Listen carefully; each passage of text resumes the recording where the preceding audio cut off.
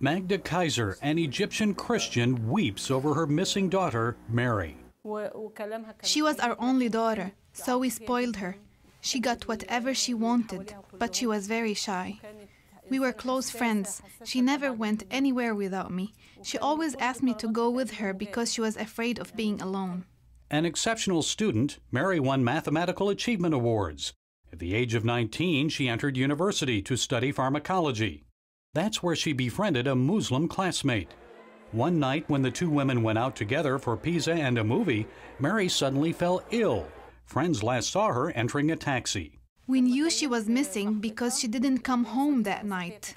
We believe her Muslim friends put drugs in her food and hired people who abduct young Christian girls to kidnap her. A day later, police informed Mary's family they had located her not far from Cairo, in the town of Kurdasa. They said Mary had converted to Islam and had married a Muslim vendor. Magda and her husband suspected foul play. They believed their daughter had become a victim of a vast Islamic human trafficking network, one targeting young Christian women. All this was coordinated between the government, police, and the Wahhabis. Everyone was in on it. Officials summoned Mary to the police station, where her father waited to see her. 4 veiled ladies and 4 bearded men walked into the police station accompanied by 2 policemen with machine guns. As they walked by, my husband screamed out our daughter's name, Mary. As Mary turned around to acknowledge him, one of the bearded men pushed her away and punched her in the face. Overcome by rage, Mary's father demanded to talk to his daughter. The police refused and ordered him to leave. They said they closed the case because Mary was now a Muslim. This used to be a home of much joy, laughter, and happiness. But 5 years after Mary's disappearance, her bed remains empty. The emotional hurt still lingers, and her family says that she was a devout Christian. There's no way she would have willingly embraced Islam. Abduction cases like Mary's are now commonplace in Egypt. A new study finds the number of disappearances and abduction of Egyptian Christian girls is increasing. Kidnappings of underage females and mothers of young children are also on the rise. George Washington University professor Michelle Clark is one of the authors of the study.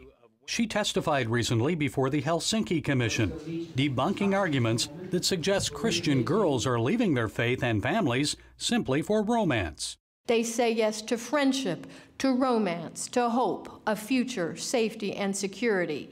Nevertheless, did not consent to being ripped from their family without ever being able to see them again. Nor, she says, did these Christian women consent to being forcibly converted to a religion other than their own, or consent to a life of captivity. So what should be done? Middle East analyst Walid Faris says the Obama administration must openly discuss the matter with Egyptian President Morsi. The perpetrators in Egypt must know from the media, from public discussion, that our officials are demanding from the President of Egypt, are demanding from the future elected or the current parliament that these issues would be at the table, that the constitutional committee that is looking at the future constitution will take consideration these elements. Professor Clark also says the Egyptian government needs to create a national registry documenting the disappearance of minors. The Egyptian national government will request an annual accounting of all cases of disappearances, including open and ongoing cases, as well as any prosecutions that resulted from these local investigations. Egyptian leaders are still debating the possibility of imposing a strict interpretation of Sharia on the society, law that tolerates forced conversion and forced marriage for non-Muslim women. As for Magda, she says she will not give up searching for her daughter. She will always be my daughter, no matter what happens to her. I will keep trying to get her back. I believe in God's promises, and I trust the Lord will never forsake us. And I ask everybody to pray for us. I'm confident the day will come when I will see her or meet her again. Gary Lane, CBN News, Cairo, Egypt.